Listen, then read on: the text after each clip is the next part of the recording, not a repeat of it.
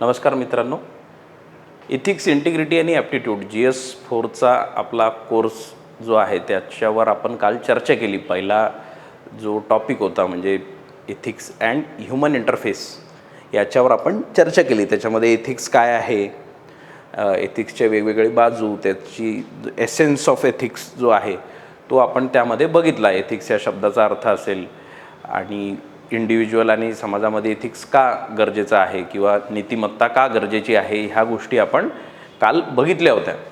आणि बेसिकसुद्धा मी हा पेपर का महत्त्वाचा आहे, हा पेपर तुम्ही याच्यामध्ये जर तुम्हाला आन्सर रायटिंगमध्ये एक्सेल करायचं असेल, तुम्हाला आन्सर रायटिंग चांगल्या पद्धतीने करायचं असेल तर तुमच्यामध्ये कुठल्या क्वालिटीज अपेक्षित आहेत, ह्या गोष्टी आपण काल थोड्या चर्चा केल्या होत्या. या गोष्टींवर आपण चर्चा केली होती. आजचा आपला हा टॉपिक आपल्याला आता पुढे घेऊन जायचा आहे. एथिक्स आणि ह्युमन इंटरफेस हा जो टॉपिक आहे, याच्यात म्हणजे खूप मोठा टॉपिक आहे.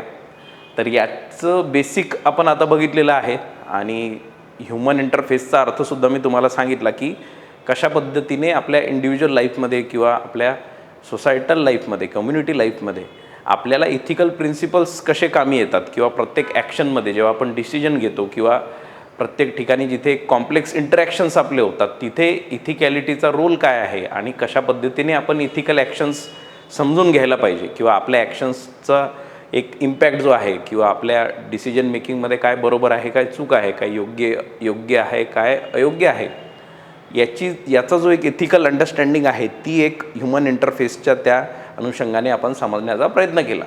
आता पुढे आपण जाऊया. त्याचा पुढचा भाग जो आहे त्याच्यामध्ये आपण बघूया की एथिकल काय असतं.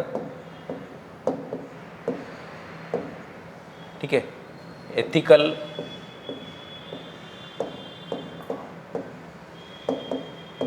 अनएथिकल आणि नॉन एथिकल.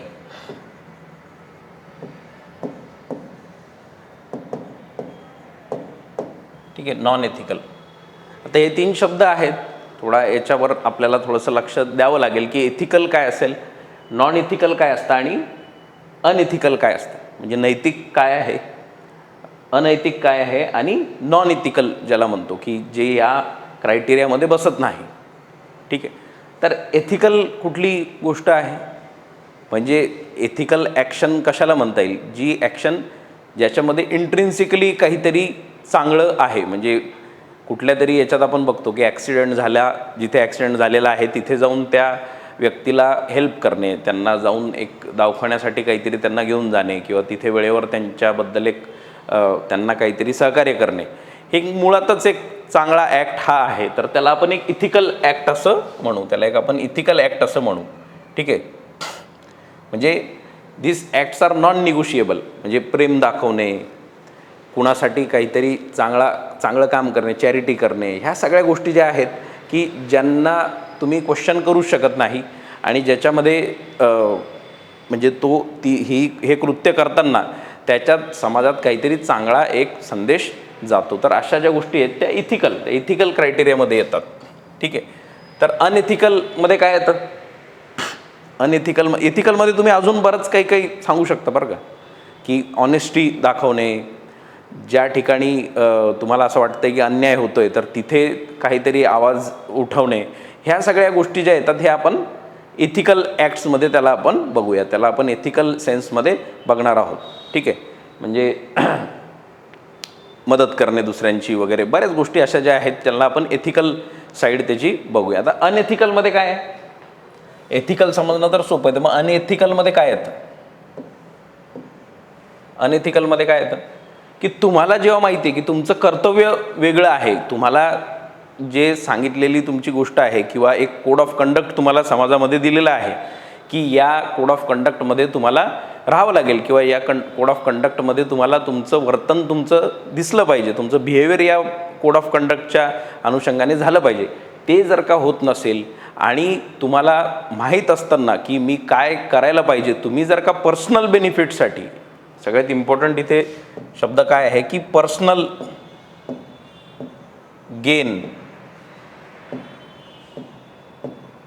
पर्सनल गेनसाठी तुमच्या कर्तव्यापासून जेव्हा तुम्ही दूर होता तर तुम्ही अनएथिकल ॲक्ट करता, है ना. तुमचं पर्सनल गेन त्या तुमच्या कर्तव्याच्या वरती तुम्ही ठेवता आणि त्याच्यामुळे काय होतं, तुम्ही एक अनएथिकल ॲक्ट करता. तर तुमचा ॲक्ट अनएथिकल कधी मानला जाईल, जेव्हा तुम्ही जे तुमचं कर्तव्य आहे त्याच्यापासून दूर होता आणि तुम्ही स्वतःच्या बेनिफिटसाठी काहीतरी चुकीचं कृत्य करता. ठीक आहे. आत्ताच आपण बघितलं की नीट पेपर लीक झाला. नीटच्या कॅटेगरीमध्ये तुम्ही बघितलं ना, मोठे मोठे टीचर्स त्याच्यामध्ये त्यांना CBIनी हे केलं आहे, त्यांना CBIनी कोठडीत टाकलेलं आहे. तर त्याच्याने काय आपल्याला कळालं की पर्सनल गेनसाठी त्यांनी जो एक समाज हित होतं की तुम्ही एक फेअर ट्रान्सपरंट पद्धतीने परीक्षा कंडक्ट करायला पाहिजे होती, तिथे त्यांनी पर्सनल गेनसाठी किंवा स्वतःच्या काहीतरी एक स्वार्थासाठी त्यांनी तो पेपर फोडला आणि त्या गोष्टीला आपण अनएथिकल मानतो. आपण समाजामध्ये त्या गोष्टींना मान्यता देत नाही. ठीक आहे. So this is ethical. इथिकलमध्ये सगळे चांगले कार्य की ज्याच्याबद्दल कोणालाच असं डाऊट नाही आहे की त्याला चांगलं कार्य म्हणावं की नाही म्हणावं. म्हणजे कोणाला हेल्प करणे, कुणासाठी आपल्या न्यायासाठी लढणे, या सगळ्या ज्या गोष्टी आहेत ज्या मुळातच चांगल्या आहेत, तर त्याला आपण एथिकल ॲक्ट असं म्हणतो. आणि ज्या अनएथिकल आहेत तिथे आपण जे करायला पाहिजे ते न करता आपण स्वतःच्या बेनिफिटसाठी जेव्हा काही करतो तर ती अनएथिकल ॲक्ट आहे. ठीक आहे. आणि इतरसुद्धा अनएथिकल ॲक्ट आपण दुसऱ्यांना हार्म पोहोचवणे, इजा पोहोचवणे, म्हणजे मर्डर असेल, आपला मर्डर करणे, चोरी करणे वगैरे, ह्या ॲक्ट तर अशा आहेत की त्या अनएथिकल मुळातच आहेत. त्याच्यात काय पर्सनल गेन वगैरे हा प्रश्नच येत नाही. ठीक आहे. त्याच्यात काही प्रश्नच येत नाही. त्याचं कारण काहीही असू द्या, त्या ॲक्ट चुकीच्याच आहेत. त्या ॲक्ट्सला आपण अनएथिकल ॲक्ट्सच म्हणतो. ठीक आहे. तर फरक समजला या दोन्हीमधला. त्यानंतर नॉन एथिकल काय प्रकार आहे.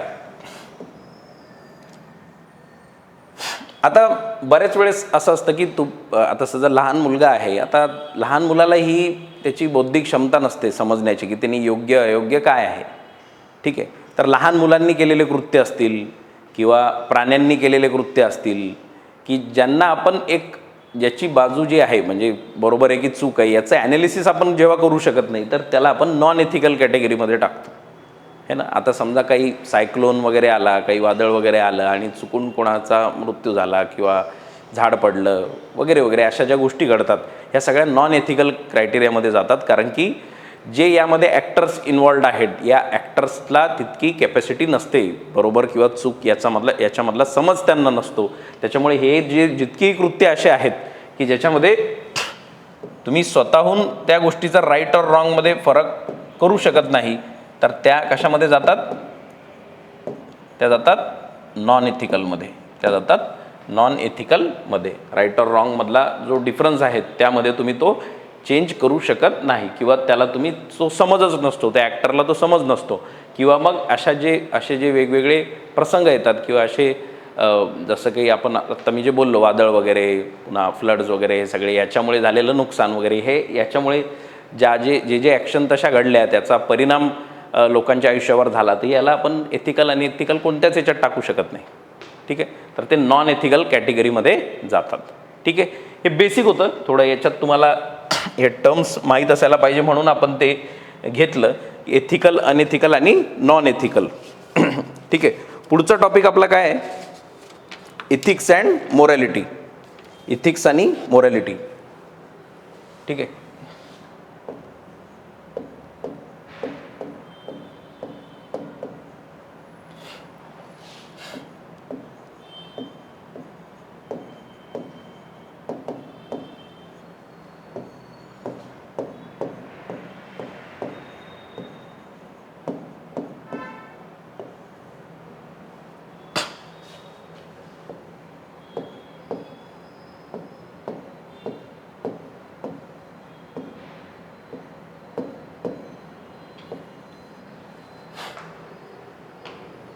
ठीक आहे. नैतिकता आणि नीतिमत्ता आहे ना. नीतिशास्त्र हे आपण जेव्हा एथिक्सला म्हणतो तर तो आपला अभ्यासाचा भाग झाला. म्हणजे नीतिमत्ता समजण्याचं जे शास्त्र आहे ते एथिक्स आहे, म्हणजे नीतिशास्त्र आहे. पण शब्द अजून त्याला नीतिमत्तासुद्धा आहे. तर नीतिमत्ता म्हणजे एथिक्स अँड मोरॅलिटी, याच्यात काय फरक आहे हे आपल्याला आता समजून घ्यायचं. आता बऱ्यापैकी तुम्ही बघाल तर फार इंटरचेंजेबली वापरलं जातं की याचे मॉरल्स थोडेसे खराब आहेत किंवा बिघडलेले आहेत, याच्यामध्ये काही नीतिमत्ताच नाही आहे किंवा हा नैतिकच नाही आहे, बऱ्याचदा आपण इंटरचेंजेबली वापरतो. पण टेक्निकल याच्यामध्ये जेव्हा आपण बघतो, अभ्यासाच्या दृष्टिकोनातून जेव्हा आपण बघतो, तर त्यामध्ये थोडा फरक आहे. ठीक आहे.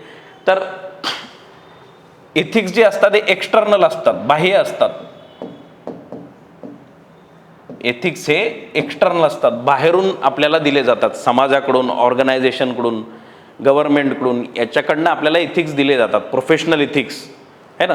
तर ते एक्सटर्नली आपल्याला सांगितले जातात की तुम्ही या पर्टिक्युलर याच्यामध्ये, या बाउंड्रीमध्ये तुम्ही ह्या गोष्टी केल्या पाहिजे किंवा हे इथिक्स तुमच्या प्रोफेशनला तुम्हाला सूट करतात. ठीक आहे. मॉरल किंवा मोरॅलिटी जो आहे हा इंडिव्हिज्युअल भाग आहे, हा इंडिव्हिज्युअल भाग आहे. प्रत्येकाचे मोराल्स हे इंडिव्हिज्युअली डिफरंट असू शकतात. प्रत्येकाचे मोराल्स हे इंडिव्हिज्युअली डिफरंट असू शकतात. ठीक आहे. इंडिव्हिज्युअली डिफरंट असू शकतात. आता याच्यामध्ये एक्झाम्पल बघा तुम्ही, जसं कोणी वकील आहे. आता वकिलाला माहिती आहे एखादा कोणीतरी हॅबिच्युअल ऑफेंडर आहे, तो त्याच्याकडे आला, त्यांनी म्हटलं की मला माझी केस तुम्ही लढा. आता त्याला माहिती आहे की हे चुकीचं आहे, म्हणजे या व्यक्तीने काहीतरी चुकीचं कार्य केलेलं आहे, यांनी काहीतरी अनैतिक काम केलेलं आहे आणि त्याच्या व्यक्तिगत मोराल्सच्या विरोधात ती गोष्ट जाते. व्यक्तिगत मोराल्सच्या विरोधात ती गोष्ट जाते. त्याची मॉरॅलिटी म्हणते की नाही, यांनी काहीतरी चूक केलेली आहे, ती मला माहिती आहे. पण त्याचे प्रोफेशनल एथिक्स काय म्हणतात? प्रोफेशनल एथिक्स काय म्हणतात की त्याच्याकडे कोणीतरी क्लायंट आलेला आहे आणि त्याला त्याच्यासाठी काहीतरी करायचं आहे किंवा त्याला रिप्रेझेंट करायचं आहे. ठीक आहे. तर अशा पद्धतीने एथिक्स जे आहेत हे बाह्य असतात, हे बाहेरून तुम्हाला दिलेले असतात. जसं तिथे लॉच्या संदर्भात त्याच्या त्या इन्स्टिट्यूशनचे जे एथिक्स आहेत ते त्याला फॉलो करावे लागतील. पण दुसरीकडे तिकडे त्याची मॉरॅलिटी आहे किंवा त्याचा एक मॉरल अंडरस्टँडिंग आहे, ती काय म्हणते की नाही, ते चुकीचं आहे. पण कधी कधी त्याच्यामध्ये हा जो एक फरक आहे तो असतो. याच्यावरून तुमच्या लक्षात येईल. अजून एखादं एक्झाम्पल, जसं होमोसेक्शुअलिटी आहे. होमोसेक्शुअलिटी आहे.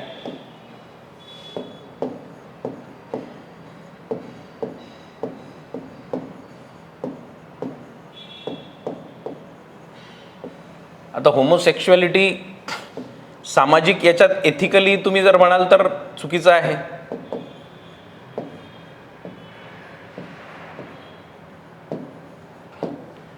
एथिकली जर तुम्ही म्हटलं, नीतिमत्तेच्या दृष्टिकोनातून तुम्ही जर बघितलं तर होमोसेक्शुअलिटी इज रॉंग और इट इज नॉट एक्सेप्टेबल है ना. पण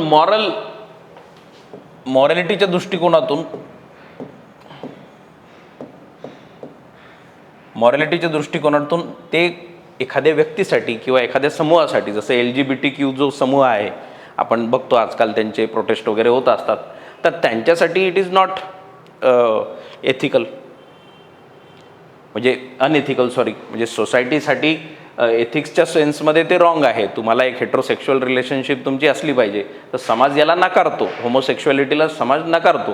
पण मॉरॅलिटी काय म्हणते, म्हणजे इंडिव्हिज्युअलची जी मॉरॅलिटी आहे त्याला ॲक्सेप्टेबल असू शकतो, त्याला होमोसेक्शुअलिटी ही ॲक्सेप्टेबल असू शकते है ना. So that is the difference. हा फरक आहे. ठीक आहे. एथिक्स हे बाहेरून आपल्याला सांगितले जातात किंवा एथिक्स आपल्याला बाहेरून प्रिस्क्राईब केले जातात.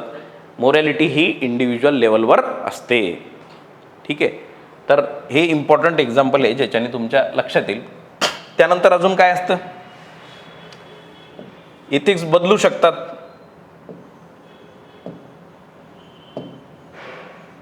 है ना. तुम्ही एका प्रोफेशनमधून दुसऱ्या प्रोफेशनमध्ये गेले, एका देशातून दुसऱ्या देशात राहायला गेले, तर एथिक्स बदलू शकतात है ना. आपल्या इथे जे फार एथिकल वाटतं ते एखाद्या तिकडे स्कॅन्डिनेव्हियन कंट्रीमध्ये तुम्ही गेले तर ते तिथे तेवढं एथिकल वाटणार नाही. की आपल्या इकडे जे अनएथिकल आहे, होमोसेक्शुअलिटी अनएथिकल आहे, तर काही कंट्रीज आहेत तिकडे ज्यांनी त्याला मान्यता दिलेली आहे, तर तिकडे तर ते सगळं लॉफुली पण बरोबर आहे.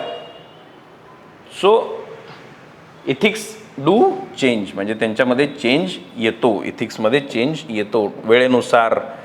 तुम्ही जिथे तुम्ही आहात, ज्या देशामध्ये तुम्ही आहात, तिथे त्याच्यानुसार पण बदलतं, म्हणजे स्पेशली पण तुमचं चेंज त्यामध्ये येतो. त्यानंतर इकडे काय, it is resistant to change.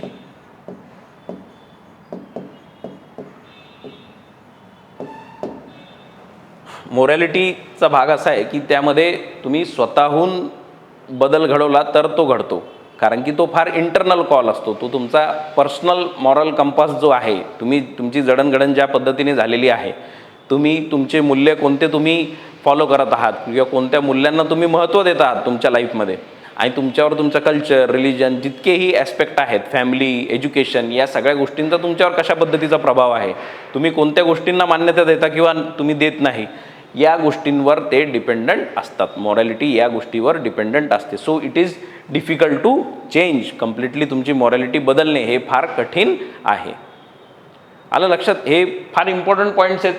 म्हणजे एथिक्स आणि मॉरॅलिटी जर तुम्हाला समजायचं आहे तर हे फार इम्पॉर्टंट पॉईंट आहेत. ठीक आहे.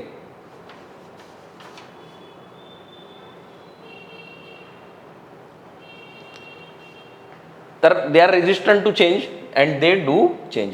Morality is resistant to change. Individual असते, सब्जेक्टिव्ह असते.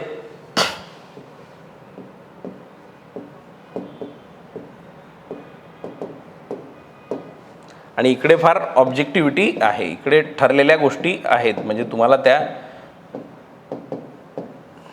ही ऑब्जेक्टिव्ह असते. म्हणजे कम्पॅरेटिव्हली एथिक्स आर ऑब्जेक्टिव्ह. जसं आपण बघतो ना, मीडिया एथिक्स है ना, मेडिकल एथिक्स, बायो एथिक्स वगैरे आपण बघितलं, तर तिथे काही गोष्टी ज्या ठरलेल्या आहेत त्या पद्धतीने तुम्हाला वागाव्या लागतात. म्हणजे त्याच्या चौकटीत तुम्हाला वागावं लागतं.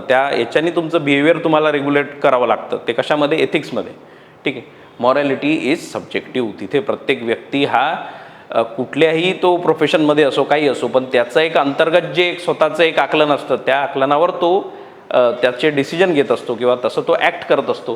त्याच्यामुळे मॉरॅलिटी इज सब्जेक्टिव्ह. आपण दैनंदिन जीवनामध्ये एथिक्स आणि मॉरॅलिटी किंवा हे शब्द फार इंटरचेंजेबली वापरतो, पण त्याच्यामध्ये हा थोडासा मिनिमल अंतर आहे. ठीक आहे.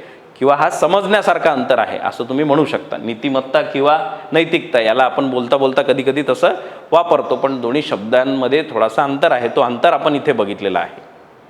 आलं तुमच्या लक्षात? ठीक आहे. होमोसेक्शुअलिटीचं एक्झाम्पल असेल, लॉयरचं जे एक्झाम्पल आहे ते आपण बघितलं, तर त्याच्याहून तुमच्या लक्षात येईल की there is a difference between ethics and morals. ठीक आहे. नीतिमत्ता आणि नैतिकता याच्यामध्ये एक फंडामेंटल थोडासा डिफरन्स आहे. आले लक्षात? ठीक आहे. पुढं जाऊ शकतो आपण. पुढच्या याला आपण जाऊया. पुढचा टॉपिक जो आहे त्याच्यावर आपण जाऊया. नीतिमत्ता आणि नैतिकता याच्यातला बेसिक फरक तुम्हाला म्हणजे डायरेक्ट तुमच्या म्हणजे तोंडात असला पाहिजे. डायरेक्ट तुम्हाला विचारलं तर डायरेक्ट तुम्हाला सांगता आलं पाहिजे की हे पर्सनल असतात, मोरल्स पर्सनल असतात, हे सोसायटल असतात, म्हणजे बाहेरून तुम्हाला दिलेले असतात. ते तुमचे इंडिव्हिज्युअल असतात. मॉरल जे असतात ते इंडिव्हिज्युअलवर डिपेंड करतात. प्रत्येक इंडिव्हिज्युअल त्याच्या लेवलवर त्याचं मॉरल अंडरस्टँडिंग त्याचं स्वतःचं असतं, है ना. त्यानंतर they are resistant to change. इकडे एथिक्स बदलू शकतात, काळानुसार ते बदलू शकतात, है ना. तुम्ही कुठे आहात त्याच्यानुसार ते बदलू शकतात. ठीक आहे. सो एथिक्स अँड मॉरॅलिटीवर असा प्रश्न तुमचा थोडाफार फ्रेम होऊ शकतो, तुम्हाला येऊ शकतो. यावर्षीसुद्धा त्या पद्धतीचा प्रश्न तुम्हाला दिसू शकतो. ठीक आहे. हा पुढचा टॉपिक काय आपला? हां, determinants of ethics in human action.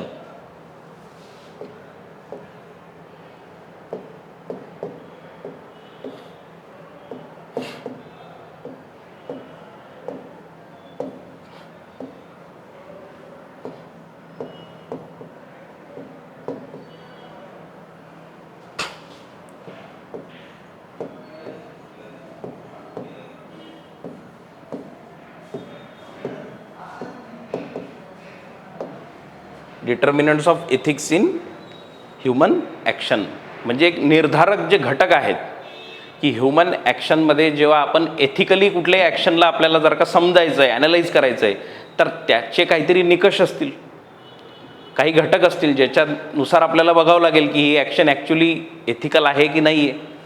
So determinants of ethics in human action हा तो टॉपिक आहे. Determinants of ethics in human action. ठीक आहे.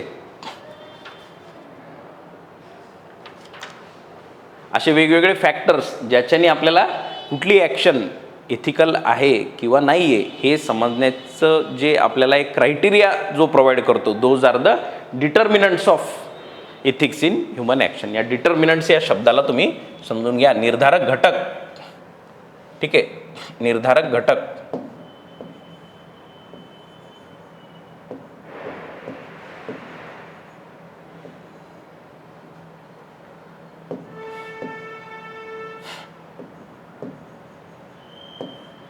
ठीक आहे, निर्धारक घटक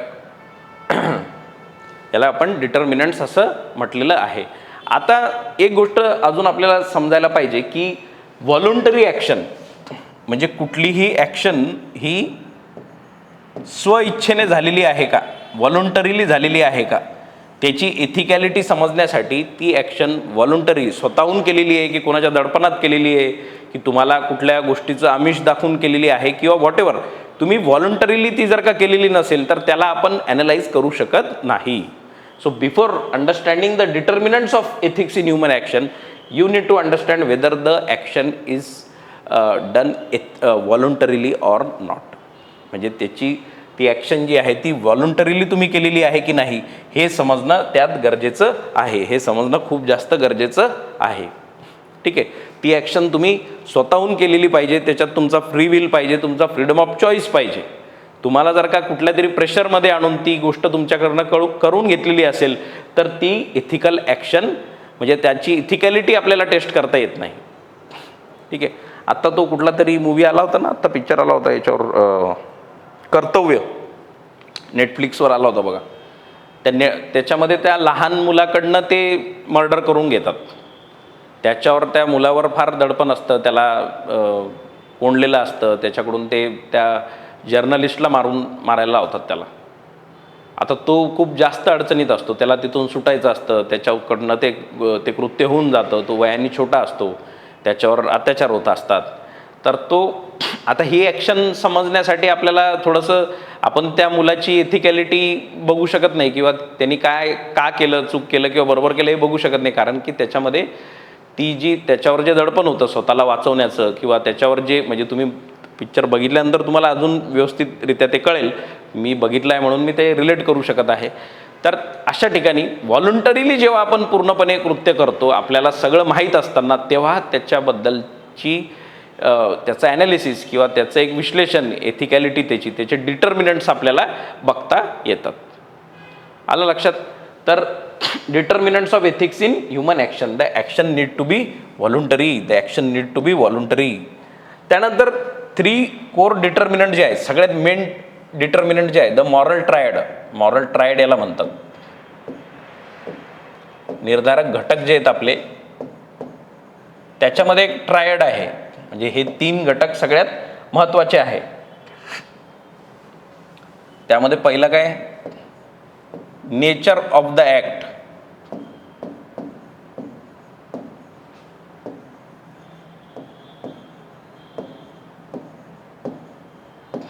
ठीक आहे, कृतीचे स्वरूप.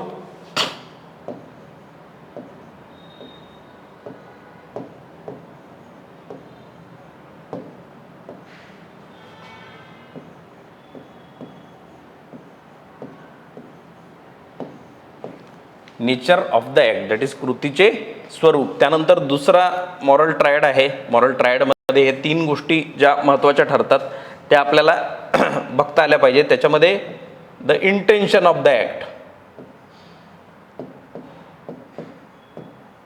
इंटेन्शन काय होता, ते ॲक्शन क्रिएट करण्यामागचा, ते ॲक्शन करण्यामागचा इंटेन्शन काय होता, हेतू काय होता. ठीक आहे, इंटेन्शन काय होता, हेतू काय होता त्याच्या मागचा.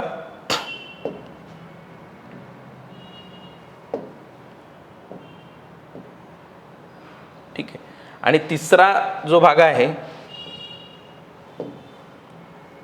Nature of the act, the intention of the act, आणि थर्ड इज द सर्कमस्टॅन्स.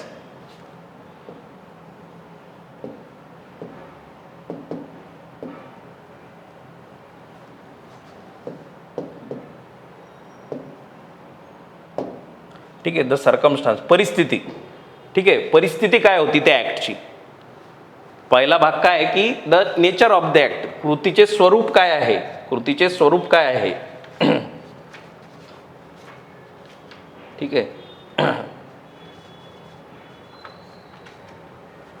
ओके, तर पहिला बघा याच्या कृतीचे स्वरूप म्हणजे the nature of the act. आता तुम्ही बघाल की चोरी करणे, कोणाचा खून करणे, आता ह्या ज्या ॲक्ट्स आहेत ह्या मुळातच अनैतिक आहेत. याच्यामध्ये त्या ॲक्टचं इंटेन्शन वगैरे काहीच मॅटर करत नाही. तुम्ही जर का काही असं मोठ्या लेवलवर स्कॅम करत आहात, करप्शन करत आहात, तुम्ही कोणाला म्हणजे कोणाला हर्ट केलं, मारलं किंवा कोणाचा जीव घेतला, या सगळ्या गोष्टींना तुम्ही क्रॉस क्वेश्चन करू शकत नाही. हे मुळातच ह्या ॲक्ट चुकीच्या आहे. तर the nature of the act itself is wrong. ठीक आहे, तर डिटर्मिनंटमध्ये तशी ॲक्ट तिथेच फसते. त्याला तुम्ही एथिकॅलिटीच्या दुसऱ्या कुठल्या याच्यावर तुम्ही बघू शकत नाही मग. ठीक आहे, you cannot test those actions on any other determinants. ठीक आहे, some acts are totally not acceptable, some acts are totally they cannot be considered. ठीक आहे, hurting others, killing others, theft म्हणजे चोरी करणे वगैरे, ह्या गोष्टींचा कुठलाच कोणत्या अर्थाने आपण त्याला बघू शकत नाही. The nature of the act is itself wrong. The nature of the act itself is wrong. ठीक आहे, तर त्यानंतर आपण बघा दुसरा भाग जो आहे तो आहे इंटेन्शन. ठीक आहे, इंटेन्शनचा जो भाग आहे, मोटिव्ह काय आहे, तुम्ही जी कुठली ॲक्ट केली तिचा मोटिव्ह काय आहे. ठीक आहे, इंटेन्शन, व्हॉट इज द तुमचा हेतू काय होता. आता आपण बघतो की ते रॉबिनहूड वगैरे तुम्ही बघितलं असेल की मी चोरी याच्यासाठी करतो की मी गरिबांना दान द्यायला पाहिजे, की त्याच्यामध्ये आपण इंटेन्शन बघतो की मी याच्यासाठी लोकांकडनं घेतो, म्हणजे जे जास्त श्रीमंत आहेत त्यांच्याकडनं घेतो आणि मी गरिबांना वाटतो. ठीक आहे, तो बघितला आणि तुम्ही गब्बर मूवी नाही का, तो अक्षय कुमारचा, त्याच्यामध्ये काय करतोय तो लॉ हातात घेऊन स्वतः जस्टिस द्यायचा प्रयत्न तिथे करतोय. त्याचं इंटेन्शन चांगलं आहे, पण the nature of the act is not right. The nature of the act is not right. तर आपण नेचर ऑफ द ॲक्टवर सुद्धा बघितलं. ठीक आहे, the nature of the act is not ethical. इकडे intention may be good, but तुमचं action चुकीचं तिथे ठरतं. ठीक आहे, तुमचं ॲक्शन तिथे चुकीचं ठरतं. आलं लक्षात तुमच्या. आता याच्यामध्ये जे युटिलिटेरियनिझम आहे, डिओन्टोलॉजी आहे, ह्या सगळ्या गोष्टी आपण त्याचा जो एथिक्सचा जो एक थेरॉटिकल भाग आहे तो आपण जेव्हा घेऊ त्याच्यामध्ये तुम्हाला अजून क्लॅरिटी येईल की कुठे युटिलिटेरियनिझम जास्त महत्त्वाचं आहे. म्हणजे फॉर एक्झाम्पल आता आपण बघतो की आपली धरणं वगैरे बांधतात, म्हणजे आपलं गव्हर्नमेंट धरण वगैरे बांधते किंवा मोठे प्रोजेक्ट्स त्या ठिकाणी येतात, तर आपण बघतो की बरेच जे असे गोरगरीब लोक आहेत यांची जमीन घेतली जाते वगैरे, तर ते डिस्प्लेस होतात. But at the same time हे पण आर्ग्यू केलं जातं की तिथे धरण बांधल्याने खूप साऱ्या लोकांना पाणी मिळणार आहे, त्यांना त्यांच्या शेतीसाठी किंवा इतर जास्त लोकांना त्याचा बेनिफिट होणार आहे. तर काही लोकांचं नुकसान झालं तर चालतं, पण त्याच्यामुळे जास्त लोकांचा फायदा होणार आहे. The highest good of the highest number असं युटिलिटेरियनिझममध्ये म्हटलेलं आहे. ठीक आहे, तर युटिलिटेरियनिझम असेल, डिओन्टोलॉजी असेल, व्हर्च्यू एथिक्स वगैरे, ह्या सगळ्या गोष्टी आपण बघणार आहोत पुढे. आता आपण एक डिटर्मिनंटचे कोर, द मॉरल ट्रायड जो आहे त्याच्याशी रिलेटेड आपण गोष्टी बघत आहेत. आता ह्या दोन गोष्टी तुमच्या लक्षात आला की कुठल्याही डिसिजन किंवा कुठल्याही ॲक्टचं इंटेन्शन पण तितकंच महत्त्वाचं असतं. ठीक आहे, आता कधी कधी काय आहे की तुमचं इंटेन्शन म्हणजे तुमचा ॲक्ट चांगला आहे. आता तुम्ही बघाल की काही कंपनीज वगैरे असतात, तर कंपनीज काय करतात की आम्ही देणगी दिली, आम्ही चॅरिटी करतोय, एन्व्हायरमेंटसाठी आम्ही पैसे देतोय की जास्तीत जास्त आपल्याला पर्यावरणामध्ये काहीतरी पर्यावरणासाठी करता आलं पाहिजे, अशी आम्ही देणगी देतोय या NGOला वगैरे त्याला. पण दुसऱ्या दिशेने तुम्ही बघाल तर तुमच्या याच्यामध्ये सगळं कामच फार ब्लॅक सुरू आहे. म्हणजे तुम्ही स्वतःच पोल्युशन क्रिएट करता आणि मग तुम्ही दिखाव्यासाठी देणगी करता. तर तुम्ही केलेलं कृत्य तर चांगलं आहे, पण त्याच्या मागचं इंटेन्शन काय आहे की तुम्हाला तुमचे काळे कृत्य लपवायचे आहेत. तर तो ॲक्ट मग एथिकल झाला का नाही. इंटेन्शन चांगलं आहे, पण nature of the act is good, that you are giving it to like for the help of the community or society, but the intention is bad, intention is not right. तर त्याच्यामुळे या डिटर्मिनंटच्या ट्रायडमध्ये ते बसत नाही. ठीक आहे, त्या ट्रायडमध्ये ते कम्प्लिटली बसत नाही. तिसरं एक आहे की सर्कमस्टॅन्सेस पण मॅटर करतात, परिस्थितीसुद्धा मॅटर करते. ठीक आहे, परिस्थितीचा सुद्धा तितकाच रोल यामध्ये असतो.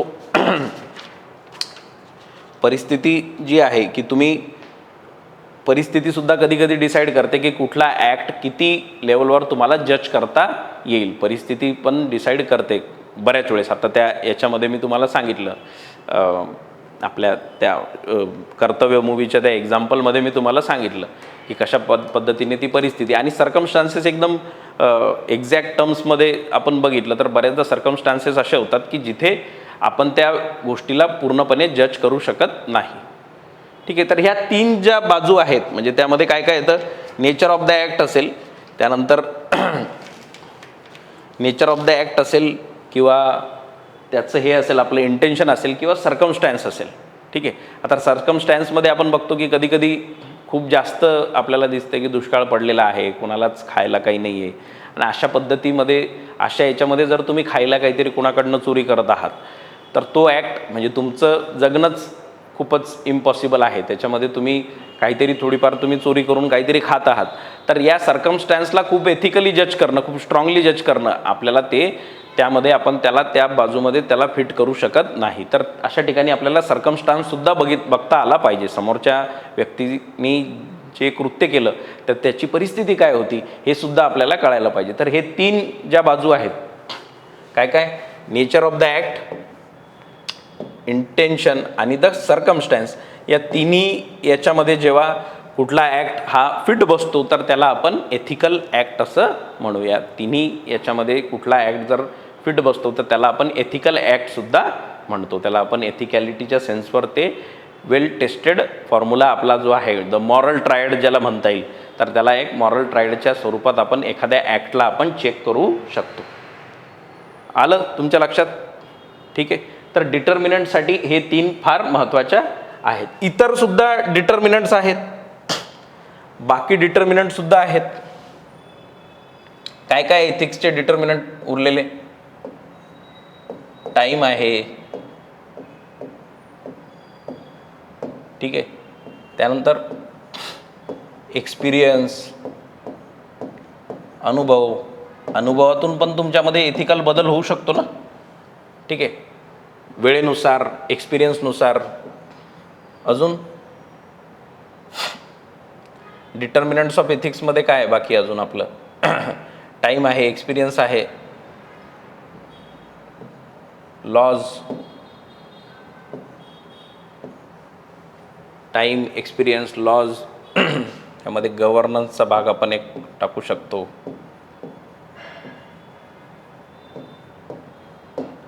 कल्चर अँड रिलिजन,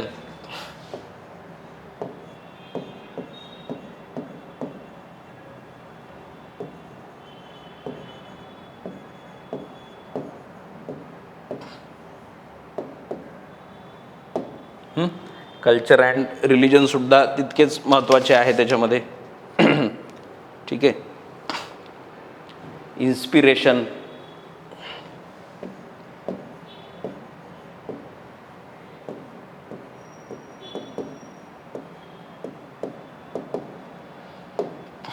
ठीक आहे, एज्युकेशन,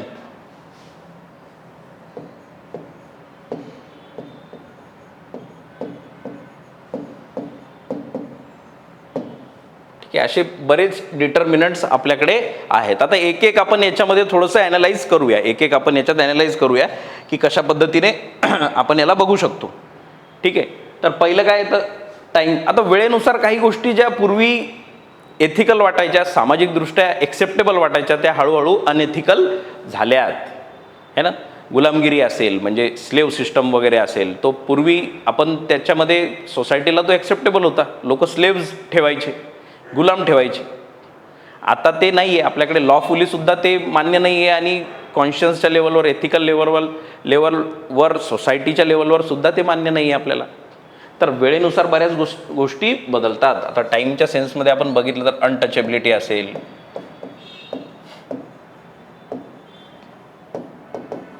अस्पृश्यता असेल किंवा गुलामगिरी आपण जे बघितलं, स्लेवरी वगैरे, हे सगळं गेलं, वेळेनुसार संपलं, है ना. वेळेनुसार हा विषय संपलेला आहे. तर एथिकॅलिटी ही वेळेनुसार सुद्धा बदलते. एथिकल प्रिन्सिपल जे आहेत समाजाचे ते वेळेनुसार बदलतात. ठीक आहे. तर one of the crucial determinants is time. त्यानंतर एक्सपिरियन्स. काही लोक असे आहेत की ज्यांना काहीतरी साक्षात्कार होतो, एक्सपिरियन्स ते घेतात आणि त्यांची लाईफची एक स्वतःला म्हणजे जगण्याची एक इथिकॅलिटी चेंज होते किंवा ते एक एथिकल प्रिन्सिपल्स त्यांच्यामध्ये रुजल्या जातात आणि ते त्या पद्धतीने मग पुढचं आयुष्य जगतात. खूप मोठं त्यामध्ये एक्झाम्पल आहे अशोका. एम्परर अशोका जे आहेत, युद्धानंतर त्यांच्या लक्षात आलं की या हिंसेमध्ये याच्यामध्ये काहीही अर्थ नाही आहे. तर त्यांनी ते सोडून मग काय केलं, नॉन व्हायलन्स त्यांनी हे केलं, धम्माचे पुरस्कर्ते ते झाले. ठीक आहे. तर काय बघितलं आपण, एक्सपिरियन्सने सुद्धा तुमच्या एथिक्सवर परिणाम होतो. It is one of the important determinant of ethicality in human action, है ना. त्यापुढे लॉजसुद्धा इक्वली मॅटर करतात. आपण लॉज आणि एथिक्सला थोडं डिटेलमध्ये घेणार आहोत कारण की त्याच्यावर प्रश्न थोडे येऊ शकतात. पण लॉज पण डिसाईड करतात बऱ्याचदा किंवा कधी कधी काही लॉजच अनएथिकल असतात. ॲपेर्थाईड वगैरेचा जो लॉ आहे तो अनएथिकल लॉ होता एका काळात साऊथ आफ्रिकामध्ये. नेल्सन मंडेलांनी ज्यांच्या विरोधात लढा दिला है ना, लढा, तर त्यांनी काय बघितलं की लॉ जरी असला तरी तो लॉ एका एथिकल सोसायटीसाठी त्यांना मान्य नव्हता. त्यांनी त्याच्या विरुद्ध लढा दिला आणि शेवटी ॲपेर्थाईडचा जो लॉ होता तिथे तो बंद करण्यात आला आणि एक सगळ्यांना एक इक्वल लेवलवर तिथे भेदभाव नसलेला समाज तिथे तयार झाला. ठीक आहे. तर एक कॉन्शियन्स पण एक बघा तुम्ही, लॉज अलॉंग विथ कॉन्शियन्स पण एक मोठा भाग आहे. कॉन्शियन्स, अंतकरण जे आहे तुमचं, स्वतःची जी विवेक बुद्धी आहे त्याच्यानुसार पण तुम्ही क्वेश्चन करू शकता ना. राजाराम मोहन रॉय, आता त्या टायमाला चाइल्ड मॅरेजेस वगैरे ह्या सगळ्या ज्या गोष्टी होत्या या एथिकली मानल्या जायच्या, म्हणजे समाज त्याला ॲक्सेप्ट करायचा, पण यांचं कॉन्शियन्स मान्य करत नव्हतं. तर त्यांनी प्रश्न केला. तर conscience is also one of the determinants of ethics in human action. तुमचं अंतर्करण काय म्हणतंय, तुमची स्वतःची विवेकबुद्धी काय म्हणते की रे हे चुकीचं आहे, समाज जरी त्याला मानत असला. ठीक आहे. सो कॉन्शियन्स असेल, लॉज असतील. ठीक आहे. आता आपल्याकडे बरेच लॉ असे आहेत की जे एथिकल ज्या गोष्टी आहेत म्हणजे समाजाने मान्य केलेल्या फॅक्टर्सवर, क्रायटेरियावर ज्या गोष्टी आपण एथिकल मानतो तसे लॉज आपल्याकडे क्रिएट झालेले आहेत. ठीक आहे. तर law is also one of the important determinant of ethics in human action. ठीक आहे. लॉ एथिक्स, लॉ रिलिजन याला आपण डिटेलमध्ये घेणार आहोत.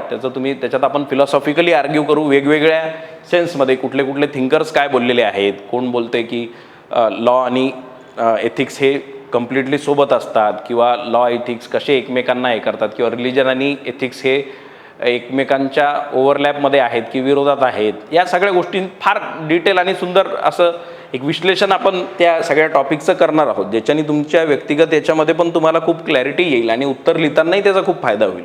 आपल्या नोट्ससुद्धा आपण त्याच पद्धतीने बनवलेल्या आहेत की ज्याच्यामध्ये तुम्हाला क्लॅरिटी आली पाहिजे, थिंकरची नावं त्यामध्ये असली पाहिजे, स्वतःचे एक्झाम्पल टाकणे हे जे मी तुम्हाला काल सांगितलं ते सुद्धा तुम्हाला तितकं कळलं पाहिजे. ठीक आहे. तर काय येतं पुढे, गव्हर्नन्सने पण एक एथिकल इम्पॅक्ट होऊ शकतो. तुम्हाला वाटेल हे कसं काय, गव्हर्नन्सने कसा एथिकल इम्पॅक्ट होईल. आता स्वच्छ भारत अभियान जे मोदीजींनी सुरू केलं होतं 2014-15 त्या पिरियडमध्ये, तर त्यानंतर काय झालं की क्लिनलीनेस वगैरे या गोष्टींना धरून आपल्यामध्ये एक जागरूकता तयार झाली आणि आपलं जे एक एथिकल ॲक्ट म्हणजे आपली जी ह्युमन ॲक्शन आहे त्याच्यामध्ये आपण बघायला लागलो की ही गोष्ट मान्य नाही आहे समाजाला, अनइथिकल आहे, मी असं वागायला नाही पाहिजे. तर गव्हर्नन्स पॉलिसीज याच्या थ्रू सुद्धा तुमच्यावर एक इम्पॅक्ट होऊ शकतो की तुम्ही इथिकली वागायला पाहिजे, है ना, तुम्ही एथिकली वागायला पाहिजे. याचा गव्हर्नन्सचा पण त्याच्यावर इम्पॅक्ट पडतो, पॉलिसीचा त्याच्यावर इम्पॅक्ट पडत असतो. आलं लक्षात. बरेच असे जे गव्हर्नन्स पॉलिसीज आहेत, बेटी बचाओ बेटी पढाओ, या सगळ्यांचा इम्पॅक्ट आपल्या स्वतःच्या डिसिजन मेकिंगवर झाला आहे ना, समाजाच्या डिसिजन मेकिंगवर झाला आहे बऱ्यापैकी. आपण बघतो त्याचे जे इंडेक्स आहेत, वेगवेगळे इंडायसेस आहेत, त्याच्यामध्ये आपण प्रगती बघतो. ठीक आहे. So governance is also one of the mechanism. त्यानंतर कल्चर अँड रिलिजन. तुम्ही कुठल्या कल्चरमध्ये कोणती गोष्ट एथिकल आहे नाही आहे ते डिपेंड करतं की तुमचं कल्चर काय सांगतं आहे त्या बाबतीत, है ना. तुमच्या कल्चरने काय प्रिस्क्राईब केलं आहे, तुमचं कल्चर कशाला मान्यता देतं किंवा तुमच्या रिलिजनचे जे एथिक्स आहेत ते मॅटर करतात, तुमच्या रिलिजनचे एथिक्स मॅटर करतात. आता तुम्ही जैन धर्मीय असाल तर तुम्ही बिलकुलच हे करू शकत नाही, हिंसा करू शकत नाही, कारण की ते कोर प्रिन्सिपल आहेत. आणि हिंसा न करणे is naturally it is ethical है ना. हिंसेची बाजू घेणे अनएथिकल आहे ना. एका डेमोक्रॅटिक समाजामध्ये तर अनएथिकल आहे ना. तर तुमचं रिलिजियस बिलीफसुद्धा मॅटर करतात की तुमचे ह्युमन ॲक्शन्स कशा पद्धतीने एथिकल किंवा अनएथिकल होणार आहेत. ठीक आहे.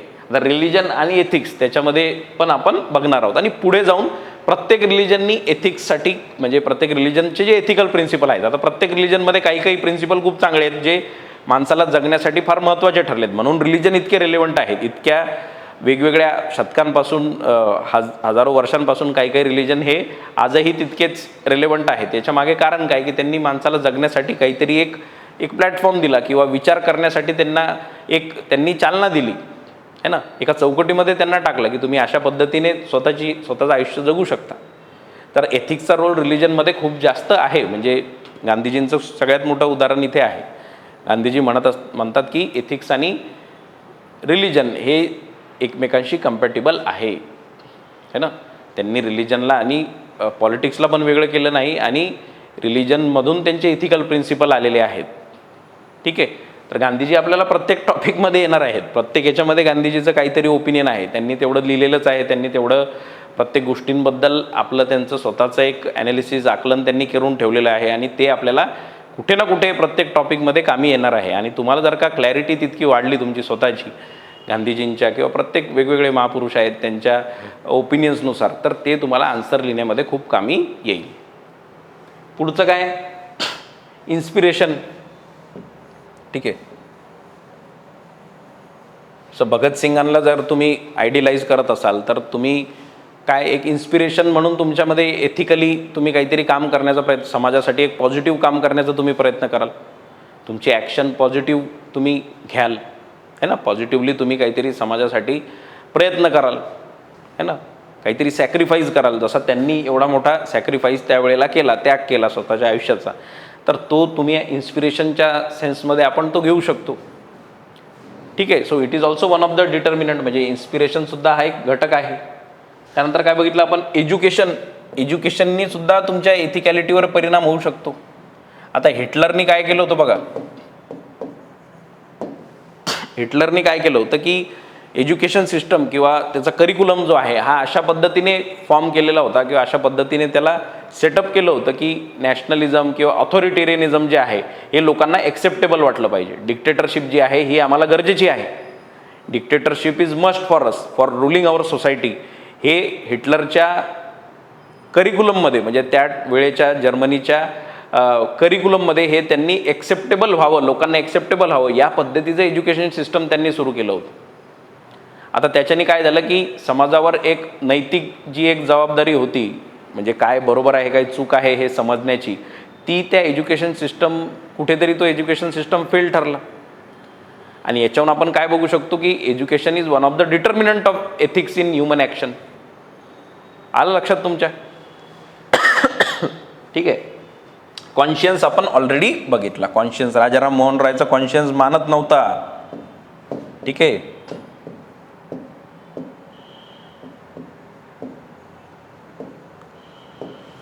राजाराम मोहन राय किंवा सावित्रीबाई फुले, म्हणजे तुम्हाला समाजात इतका विरोध आहे, तिथल्या वेळेसचं जे एक बंधनं आहेत ती काय म्हणतायत, त्यावेळेसची जी इथिकॅलिटी आहे ती म्हणते की नाही तुम्ही मुलींना शिकवू शकत नाही, पण यांचं कॉन्शियन्स म्हणते की नाही ही गोष्ट मुळातच चुकीची आहे, तर आम्ही याचा विरोध तर करणारच. तर कॉन्शियन्ससुद्धा तुम्हाला कधीकधी किंवा most of the times conscience decides that which action you are going to take and that can determine whether your action is ethical or not, or we can understand whether that action is ethical or not. आलं लक्षात. तर determinants of ethics in human action, ते 3 moral triad जे आपण बघितले है ना, काय त्याच्यात nature of the act, intention of the act and circumstances. आणि त्यानंतर हे जे डिटर्मिनंट्स आहेत हे सगळे इक्वली महत्त्वाचे आहेत. यात तुम्हाला determinants of ethics in human action जर विचारलं तर तुम्ही किती लांबवू शकता, ते 8 ते 10 पॉईंट तुम्ही चांगल्या पद्धतीने लिहू शकता. आलं लक्षात. तर आपण आपला हा टॉपिक झाल्यानंतर काही 4-5 प्रश्नाचे आन्सर रायटिंग आपण करू, म्हणजे PYQ असतील UPSCतले किंवा आता आलेला 25च्या पेपरमधले जे प्रश्न आहेत.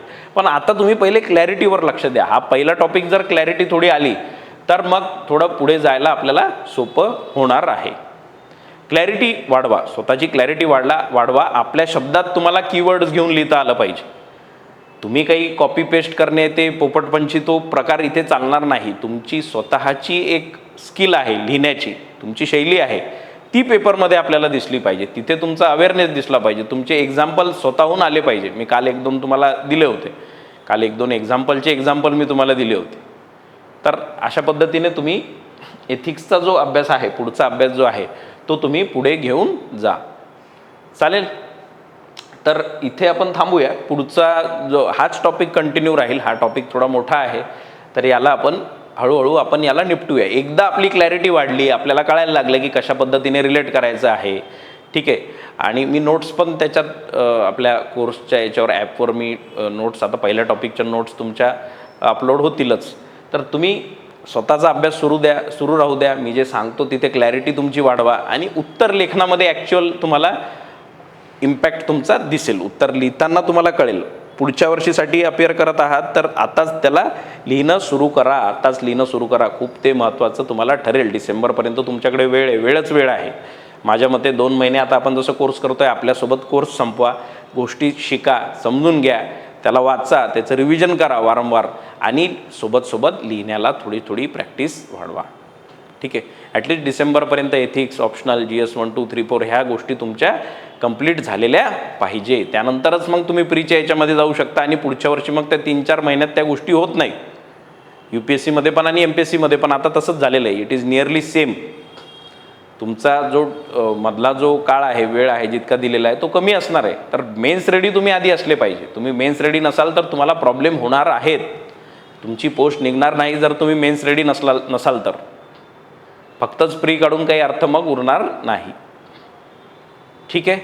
तर पुढचा टॉपिक आपण यापुढे उद्या जो आहे लॉ अँड एथिक्स असेल, पुन्हा ethics and religion, ethics and politics असेल, डायमेन्शन ऑफ एथिक्स आहे, त्यानंतर व्हॅल्यूज, सगळ्यात इम्पॉर्टंट आपला मूल्य. आता व्हॅल्यूज समजल्यानंतर अजून इकडे क्लॅरिटी वाढेल, एथिक्सबद्दलची क्लॅरिटी आपली वाढेल.